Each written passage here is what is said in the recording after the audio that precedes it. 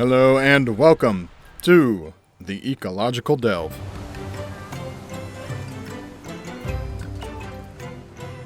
Where we will be taking a closer look into the world of Monster Hunter.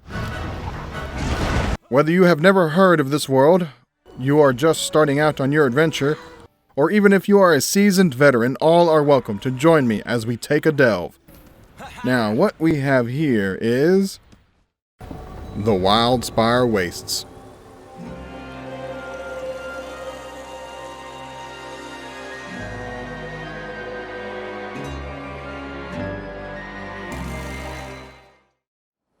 Today, we delve into the second of the primary zones in the New World. It is a locale that I hold near and dear to my heart, partly for its very diverse list of monster inhabitants, but mostly because it reminds me of my home state of Texas. The major similarity being its perception by others generally being inaccurate.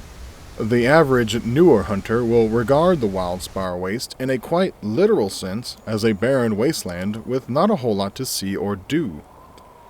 But by simply slowing down and doing a bit of exploration, you will quickly discover that there is much more to the zone than initially meets the eye.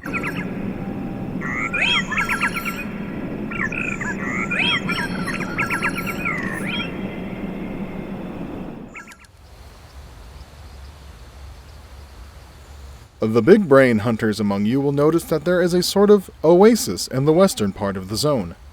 This is actually runoff from the ancient forest, and many of the large monsters that can be found in both zones will often spend time here to beat the heat. Most hunters know that the two zones are neighboring each other, but don't realize just how close they are. Considering the fact that you can see the town of Astera from either zone, they must be only a handful of kilometers from each other at most. The saying, "it's a small world after all," really doesn't do it justice. And now that I have that song stuck in my head, it's time to move on. There is a large quantity of fresh water that falls in from the forest and cuts a swath through the desert. It flows through some of the caverns and into the wetlands that a large majority of the local animals spend much of their time. There you can find the Apseros. These up-armored, mace-wielding quadrupeds can be found exclusively in the Wildspire Wastes. They spend much of their time grazing on the plants of the wetlands, defending their young, utilizing their own bodies as shields, or occasionally getting their unborn young stolen by giant chickens. A chicken! Stop, chicken! Stop! Can you hold still? We can beat him to death. Right before the water drains into the ocean, it pools into the swamps. Oh man, let's talk about these swamps. I have a real love-hate relationship with this area of the Wildspire Waste. On the one hand, its existence is the only thing that gives me reason to use the waterproof mantle.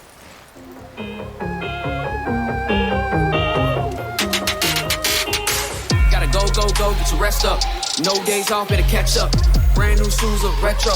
Green Hills on, had to level up. When I take off, it's in their show.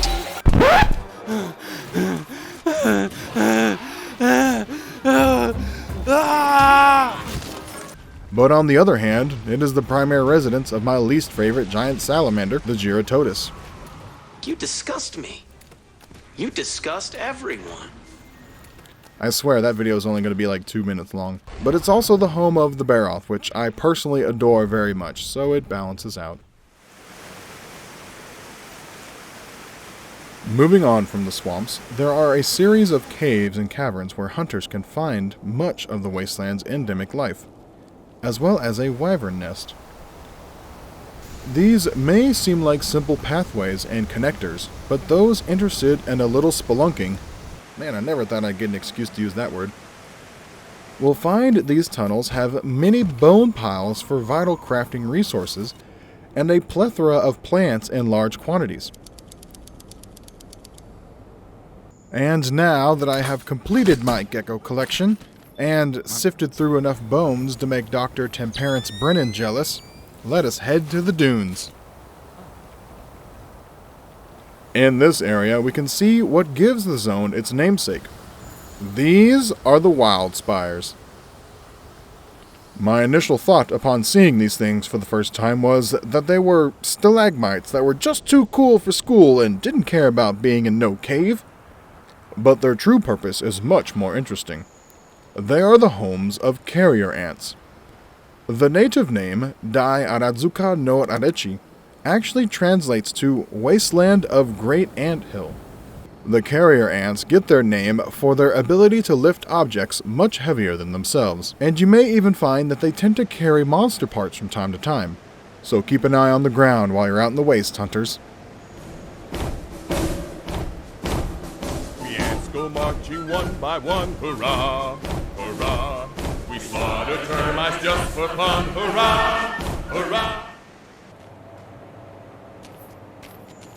Ooh, piece of candy. Now, these wildspires must contain ant colonies of huge proportions. Your average backyard ant colony can be anywhere from 200 to 2,000 ants. But the super colonies, which these certainly qualify as, have been reported in the hundreds of millions. For now, we can only speculate, and hopefully, someday we will know the population of the Great Spire. That is the cornerstone of this zone. What? It's just an ordinary... Oh my goodness! Directly underneath the dunes, you can find another set of caverns. These are the largest of their kind in the whole zone, and as such see frequent traffic of monsters, and even a herd of cestodons escaping the heat. Most notably, however, would be the home of the Diablos. This little hidey hole is often procured by large monsters as a resting place, so hunters will find themselves here very often. But if you stop and look around, you will see the very awesome spectacle of the sand curtains, which are not seen anywhere else in the New World. From the forest encroaching upon the desert, to the wonders of the wildspires themselves, and yes, even the swampland with its many different types of life, the Wildspire Waste truly has something for everyone.